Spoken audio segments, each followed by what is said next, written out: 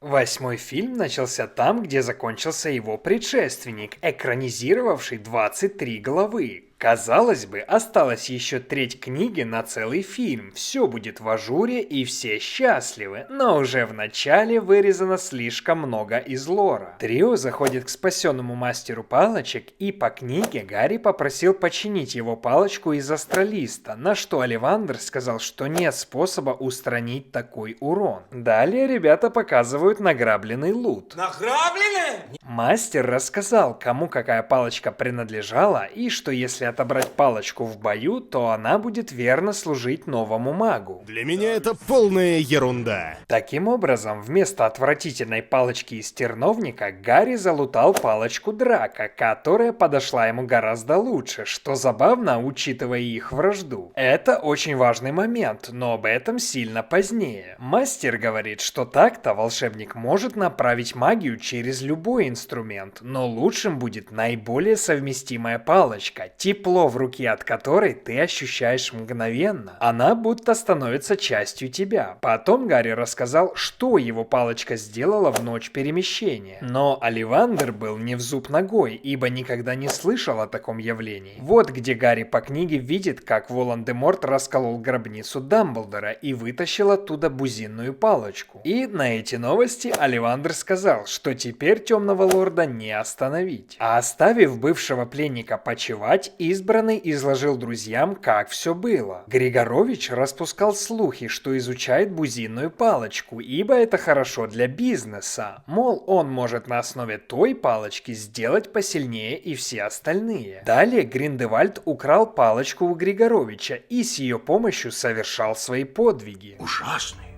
но великие.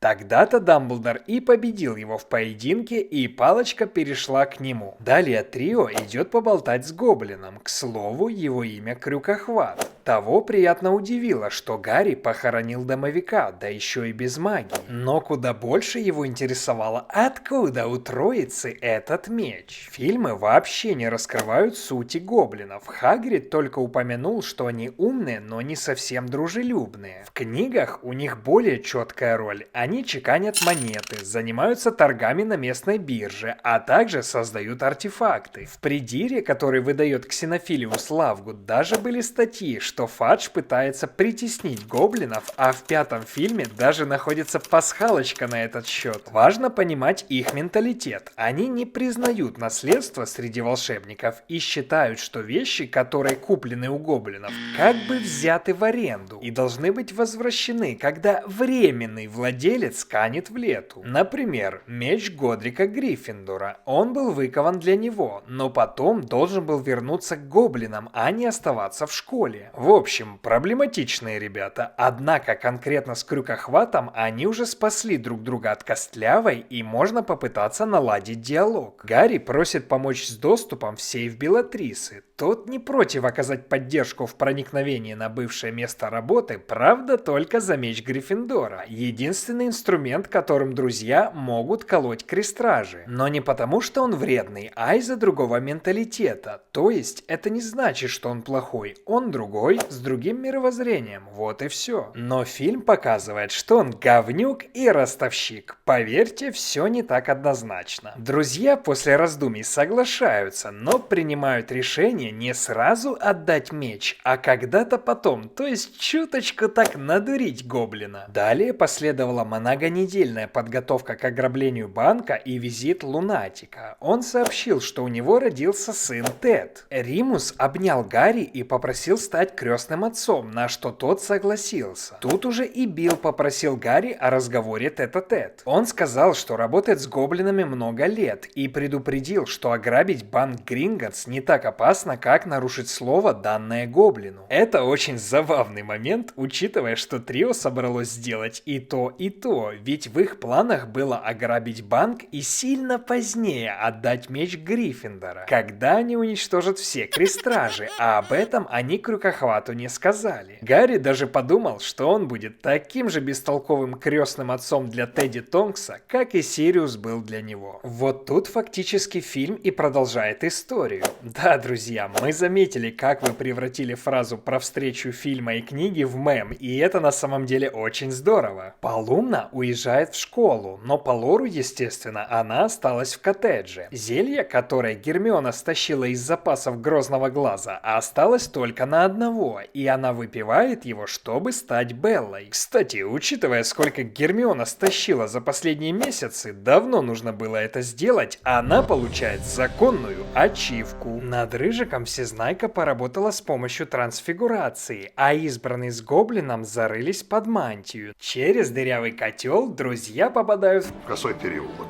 Косая аллея. Пусть будет аллея. После пары заклятий Конфундус они проникли в сам банк. Проникновение успешно. Но вот сюрприз. Белла предупредила, что могут нагрянуть нежданные гости, и уже в банке главный гоблин просит предъявить палочку. Дальше не пройдешь.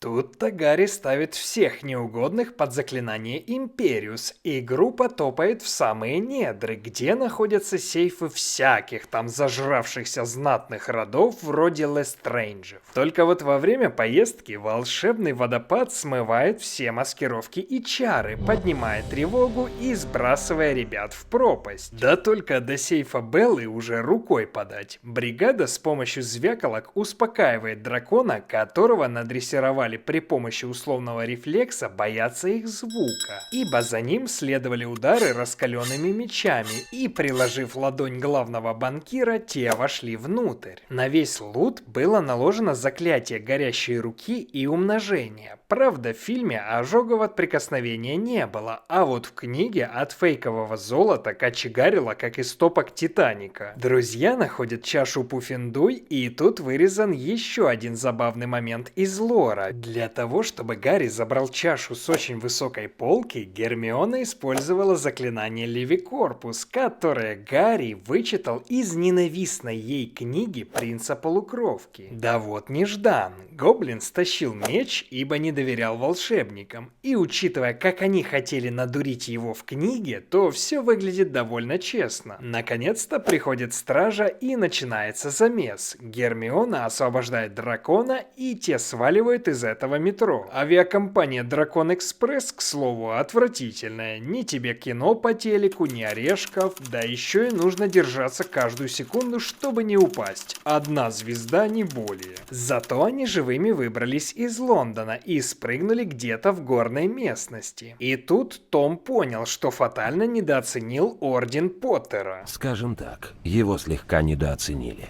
Насколько слегка? Фатально.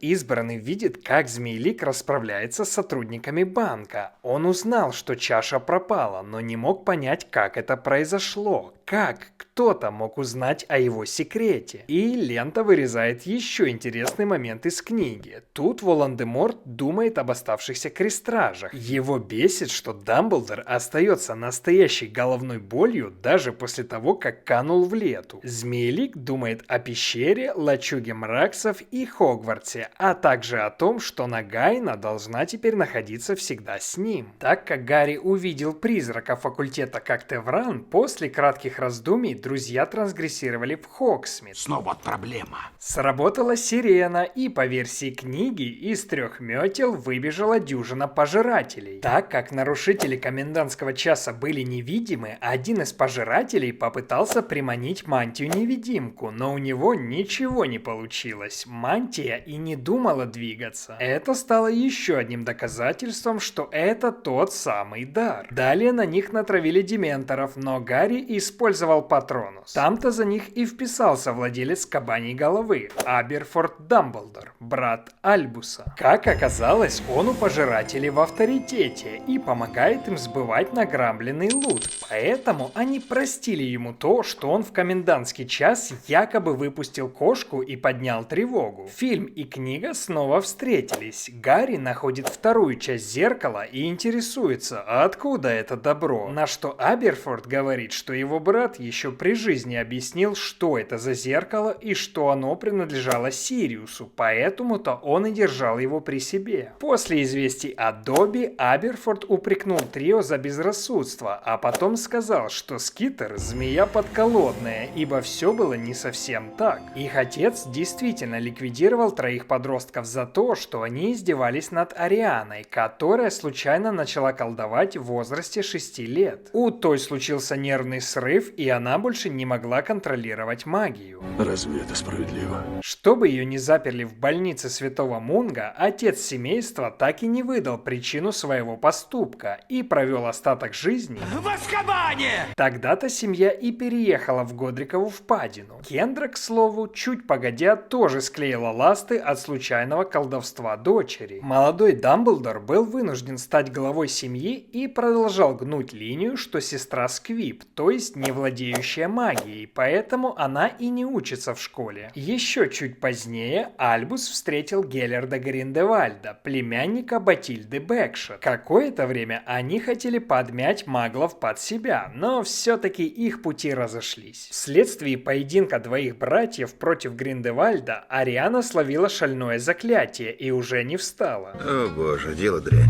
Они так и не узнали, чье же заклинание оборвало жизнь Арианы, но Аберфорд обвинил во всем Альбуса, ибо тому их сестра никогда не была нужна. Не мямля, ты же мужчина. На все эти сопли и обидки Гарри рассказал, что случилось в пещере и как его брат страдал, как просил забрать его вместо сестры. Это чутка смягчило Аберфорда, и он решил помочь пробраться в школу. Ребят встретил Невилл. По книге он сообщил, что из-за его сопротивления в школе мракоборцы пришли к его бабушке, но просчитались, ибо Августа в соло отделала всех и убежала. А Долгопупс наконец-то получил весточку, что она довольна им и что Невилл истинный сын своих родителей. Трио попадает в выручай-комнату, которой и вел единственный теперь доступный туннель. Фильм вырезает сцену посещения Змеелика лачуги Мраксов. Тайник был разграблен. Тогда-то он и убедился, что Дамблдор все знал. Вот это я попал. О.Д. кидает предъяву, что они слишком долго ждали, на что Гарри отвечает. Маг не приходит поздно, ведь он появляется в то время, когда положено.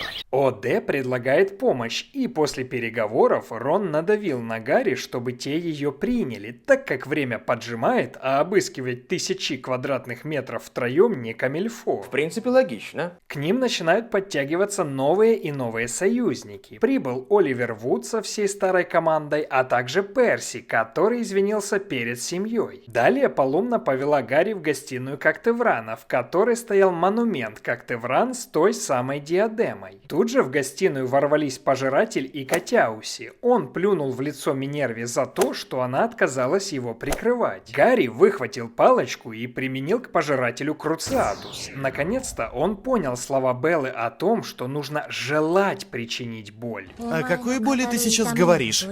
После МакГонагал и сама применила Империус к Пожирателю, а избранный снова провалился в сознание Змеелика и понял, что тот смотрит в пустую чашу. Это ограбление века. Минерва говорит, что даст бой за школу и объявляет осадное положение. Фильм и книга встретились в большом зале, где начался бой Котяуси против агента, вследствие чего тот убегает. Радио Том ФМ, используя легилименцию, отправляет всем сообщение, что до полуночи действует особая акция «Выдай Поттера и сохрани жизнь». Большая часть студентов стала на защиту избранного, а Слизерин попросили удалиться в подземелье. Пользуясь случаем, Гарри потопал к дочке Коктеврана выспрашивать за артефакт ее матушки. Дочурка морозится, мол, один уже клялся уничтожить диадему, но Гарри говорит, что вот он-то точно ровный парень, ни разу не пытался обмануть гоблина. По версии фильма, Елена сообщила, что диадема в выручай-комнате, но в книге Гарри сам вспомнил, как прятал учебник принца, где и увидел старую диадему на бюсте. Рыжик тоже проявил смекалку и понял, чем заменить меч – спуститься в тайную комнату за клыками Василиска. В фильме, да и в игре, это показано очень красиво, ибо в книге о самом спуске и слова нет. Еще один случай, когда в фильме было лучше. Учителя ставят защитное заклинание, а Минерва применила высшую трансфигурацию, оживив статуи. В это же время парни во главе с Симусом взрывают мост, которого, к слову, не было в книге, ведь его добавил в третьем фильме Куарон, что подчеркнуло его уникальный стиль, так как декорации он передал в наследство на все остальные фильмы, и они не подвергались особым изменениям. Да и то, что Симус постоянно взрывается, это веселое дополнение фильмов. Кстати, да, в прошлый раз на озвучке я его назвал Дином, это была опечатка сценария. Дин — это вот этот парень. И дальше этот фильм делает еще более замечательную вещь, которой не было даже в книге. Гарри и Джинни целуются во время битвы. Это, наконец, перечеркивает косяк с попыткой переиграть на пользу романтической линии Гарри и Гермионы. Далее Рыжик и Всезнайка чвакнули чашу, и в тайной комнате начался потоп. И мы с командой позднее расскажем свою версию причины этого и других странных решений в фильмах. Пока же трио воссоединилось и побежало обратно в выручай-комнату, где спрятана диадема. После перезагрузки в комнате оказалась засада в лице Малфоя и его подпевал. На вопросы Гарри «А как так-то?» Чистомер ответил, что весь прошлый год торчал в этой комнате и изучил все ее свойства. В книге его сопровождали Крэб и Гойл, но в фильме это были Гойл и Блейз, потому что Крэб заделался промышлять делами Уолтера Уайта на досуге, за что пришлось во время съемок фильма посидеть В Азкабане! Гарри интересуется, с чего эта драка не выдала его Белатрисе, ведь знал наверняка. Фильмы этого толком не объяснили, а вот касаемо книги мы раскрыли это в предыдущем выпуске, ибо драка уже надоел откровенный террор его семьи от бледного психопата и главного пожирателя. Чистомер только хотел вернуть свою палочку, на что избранный сказал: «Если у меня что-то твое, попробуй забрать, а не можешь забрать, тогда уже не твое». Начинается стычка, и напарник Драка наколдовал адское пламя, и Гарри, Так сказать, в благодарность. таки решает спасти Малфоя-младшего. К слову, после полета друзья пробивают диадему и бросают ее в топку, но по книге протыкать клыком было уже нечего. Адское пламя — это второй способ уничтожить крестраж. По фильму Змеелик ощутил, что потерял еще один крестраж и решил отвести 2/7 души, почитав лекцию Гламуру. Тот просит пощадить Драка, на что Темный Лорд сказал, что чихать он хотел на его сына и вызвал на ковер агента, ибо палочка плохо его слушается, и нужно разобраться с тем, кто устранил ее предыдущего владельца. К сожалению, Воланду пришлось приказать Нагайне напасть на самого близкого, как он думал, союзника. Но куда же тяжкое ранение, да без задушевного разговора. Снейп передает воспоминания Гарри и просит посмотреть ему в глаза, и профессор в последний момент видит глаза любимой женщины. Также фильм вырезал остальные битвы из лора. Трелони отделала Фенрира Сивова своими шариками, Флитвик дрался с Яксли, Невилл нападал растениями, которые сдерживали пожирателей, Грох сражался с великанами, а Гарри снова спас Малфоя от пожирателей. Но более всего обидно за потерю той, где Фред и Перси сражаются против пожирателей, и Перси говорит министру, что уходит в отставку. Но сразу после происходит взрыв. Потому что мое искусство это взрыв! И Фреда уже не спасти, хотя в фильме к этому результату привело заклятие. Наконец-то Змеелик отзывает свои войска, чтобы дать передохнуть обеим сторонам. Он выражает соболезнование, что пролилась чистая волшебная кровь, и снова требует, чтобы Гарри пришел к нему в лес на честный пацанский поединок 1 против 50. Избранный уже и не против, ведь количество жертв перешло на десятки, включая чету Люпинов и братика Уизли. Но сначала нужно посмотреть, что же там такого важного принц оставил в наследство. Повествование начинается знакомством Лили Эванс и Северуса Снейпа. В книге этот рассказ был расширен. У Северуса было куда больше встреч с Лили. Он многое рассказал ей о волшебном мире, и они стали друзьями детства. Уже в поезде Лили и Северус повстречали Джеймса и Сириуса. Бродяга сказал, что хочет нарушить традицию семьи с распределением, если будет такая возможность. Уже там Джеймс попытался подставить Северусу подножку и назвал его Нюниусом. Далее произошло распределение. Родители Гарри и мародеры отправились на Гриффиндор, а Северус на Слизерин, где его встретил староста факультета, юный Люциус Малфой. Прошло несколько лет, Лили предъявила, что ей не по кайфу сброд, с которым начал водиться Северус. Тогда же он и смекнул, что Римус как-то странно болеет только под полнолуние. Более того, он решил сунуться в воющую хижину, и там Джеймс спас его. Далее последовало воспоминание после экзаменов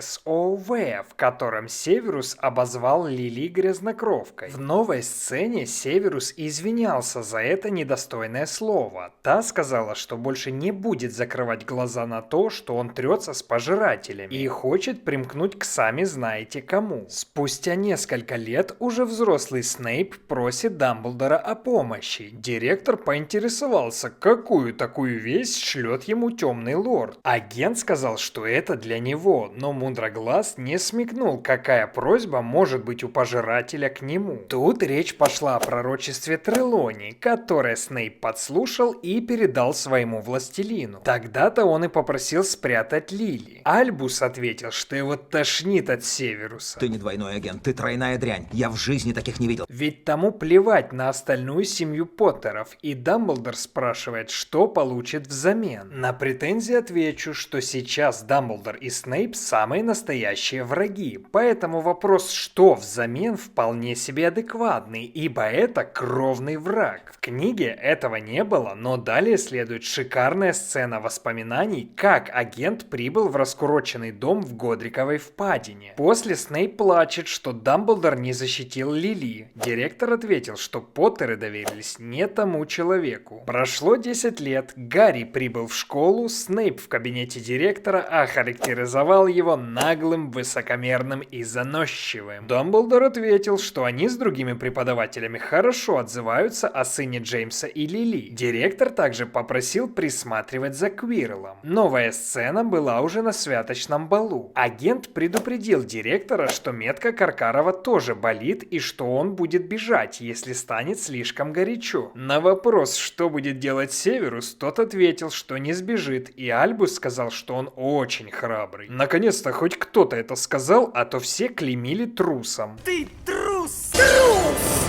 Трус. Еще 2 года прошло. Северус произносит заклинание и вливает Дамблдору в рот зелье. Он сказал, что жить тому осталось примерно год, и спросил директора, зачем тот надел кольцо, и неужто думал, что разбив кольцо мечом, чары падут. Директор ответил, что поддался, но не сказал чему, ведь на деле он хотел снова увидеть Ариану. Альбус добавил, что это все упрощает, ибо уже понял, что Драко захочет его устранить. Снейп сказал, что это пытка для Люциуса и Нарциссы за провал в министерстве. Дамблдор попросил Снейпа спасти Драко. Он не хотел бы, чтобы Чистомер такое совершал. Мол, парень еще мало накосячил пока, он безусловно говнюк, но его душу еще можно спасти, а агент оказал бы большую услугу директору, ибо избавил бы старика от ненужных страданий. Новое воспоминание частично показано в 6-м фильме. Снейп в лесу интересуется, чем они занимаются с Поттером. Ему не нравится то, что директор доверяет Гарри больше, чем ему. Мудроглаз сказал, что все тайны в одну корзинку складывать не камильфо. Агент говорит, что уже не хочет делать то, о чем они договорились. Далее новая сцена. Альбус говорит, что настанет день, когда Темный Лорд перестанет посылать змею на задание и окружит ее сильнейшей защитой. Там-то Гарри и должен будет узнать, что однажды ему придется пожертвовать собой, так как часть Темного Лорда живет в нем, и устранить парня должен сам Змеелик. После Дамблдор беседовал со Снейпом уже с портрета. Альбус сообщил, что нужно выдать точный день выезда Гарри Темному Лорду, но чтобы были двойники, это увеличит шансы на успех. Снейп беседует с Наземникусом. Он использовал Конфундас и потребовал, чтобы тот предложил этот план как якобы свою идею. После была уже сцена заварушки на Тисовой улице. Агент хотел оторвать руку руку пожирателю, чтобы спасти Люпина, но промахнулся и случайно попал в ухо близнецу Уизли. Далее последовала сцена, где Финиас Найджелус сообщает местоположение Гарри и Грязнокровки в лесу, на что Северус требует не называть так Гермиону, и именно тут Дамблдор просит отдать меч, но до сих пор отказывается называть причину. Только после этого Гарри вышел из омута памяти. Он понял, что все это время разрывал связи Темного Лорда с жизнью, но теперь ему самому нужно пойти в объятия Костлявой. Тогда ни один из них уже не будет жить, не будет ни Избранного, ни Змеелика. В книге он посчитал поступок Дамблдора предательством, но ему понравился широкий план – не губить лишние жизни, а поручить это именно тому, кто точно справится, кто точно не увильнет и не сбежит. Вот почему Орден, даже Снейп и Аберфорд ничего так и не узнали о крестражах. Гарри вышел из кабинета и по пути в лес встретил Невилла, сказав тому, что змею нужно будет пустить на ремни. Всегда хотел иметь бумажник из змеиной кожи. Фильм и книга снова встречаются. Тут главный герой говорит о змее друзьям, хотя по книге в этом не было смысла, ибо они это и так уже давно знали. В обоих случаях Избранный пошел дальше. Лента не дожала переживания Гарри по пути, его воспоминания и все приятные моменты, как и размышления о том, как Хогвартс стал настоящим домом для него, Северуса Снейпа и Тома Редла. Тут-то он вспомнил о Снитче. Он прошептал, что его момент близок, Снитч наконец открылся, и из него выпал второй дар – воскрешающий камень. Гарри увидел отца, мать, Сириуса и Люпина. После теплых речей он пошел дальше, бросив камень, а воспоминания исчезли. Но по книге его спутники пошли с ним, защищая от дементоров, и были с ним во время последней встречи с его самым жестким противником. И вот два непримиримых врага встретились в покоях леса, где когда-то обитал Арагог. Темный лорд произносит любимое заклинание. Избранный оказался на туманном вокзале Кингс-Кросс. Шрам на лбу пропал. Там-то он увидел осколок души Темного Лорда. И тут происходит встреча с Дамблдором, хотя и здесь кино урезает часть важного материала. Фантом директора сообщил, что Змеелик принял в себя кровь Избранного во вред себе. Ибо это в конце концов спасло Гарри. Они стали первыми в истории волшебниками, связанными двойной связью по крови и крестражам.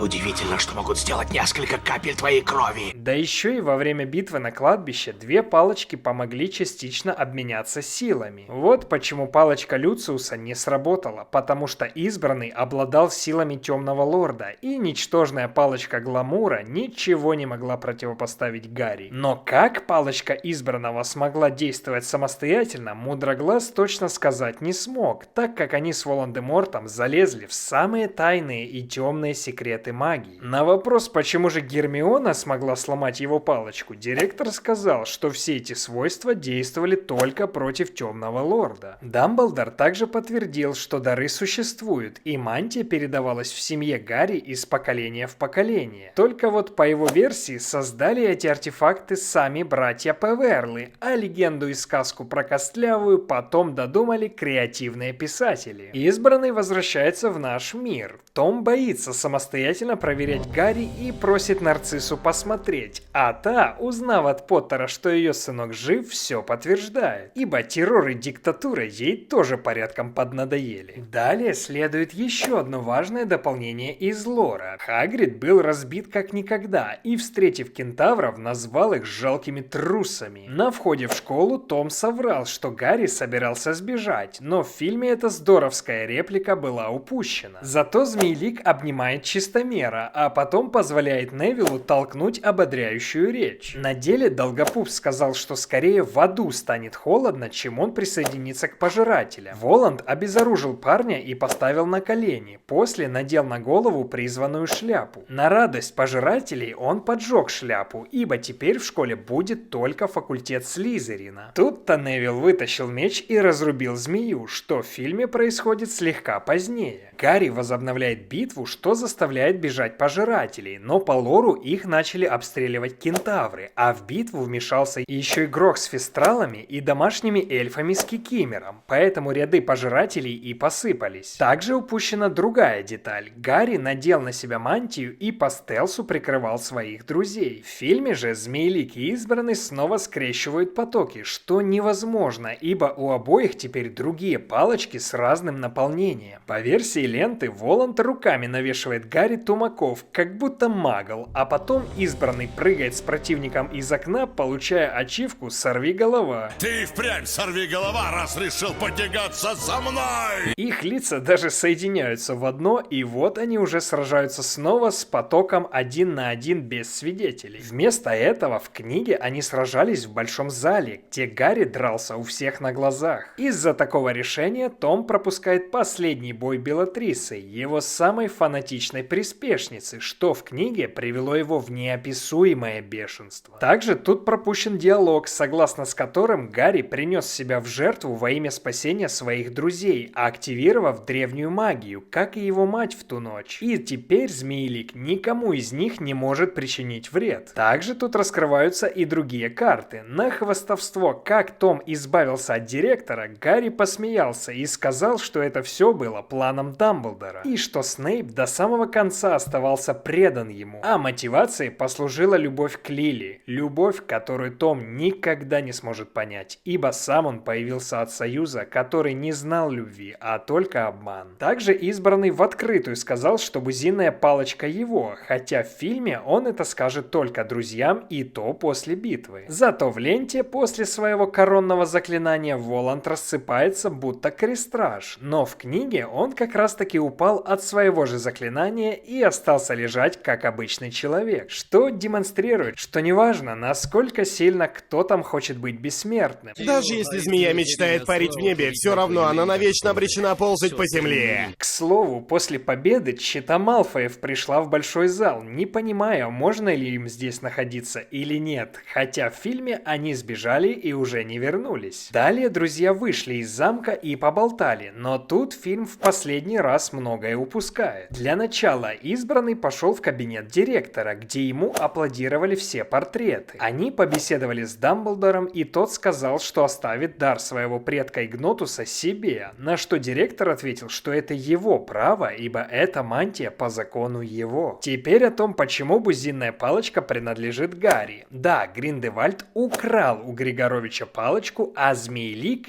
его ликвидировал. Но бузинную палочку отобрал в бою Дамблдор у Гриндевальда, а потом его обезоружил Драко. Конечно, момент с тем, что Избранный отобрал у Чистомира другую палочку, а эта перешла в комплекте, действительно притянут за уши. Но возьмите на веру, что изучение палочек очень сложное и тонкое искусство. С другой стороны, идея того, что оружие может придать, не то чтобы совсем уникальная. В том же Наруто меч Акулья Кожа придает своего владельца одного за другим и становится на сторону того, кто круче предыдущего владельца. В общем, смысл такой. Если маг настолько обеспечен, что рассказывает направо и налево о том, что бузинная палочка у него, но даже не пытается предпринять мер для ее защиты, то палочка будет служить более надежному господину. Да и случай с Драко тоже можно оправдать. Если ты такой рукожоп, что у тебя могут отобрать палочку даже без магии, то также лучше перейти к новому господину. От себя добавлю, что это как с суперкаром. Не стоит садиться за руль элитной машины, если сам ты не элитный водитель. У парня кишка тонка. Он весь своего отца. Также Гарри использовал бузинную палочку, чтобы починить свою из астралиста. Старшая или бузинная палочка – это единственное мощное средство для таких действий. Кроме того, он вернул бузинную палочку Дамблдору, чтобы после него она уже никому не принадлежала. В фильме же Гарри ломает палочку, и нас переносят в эпилог, где повзрослевшие герои отправляют своих детей в школу, ожидая, что у них все будет хорошо.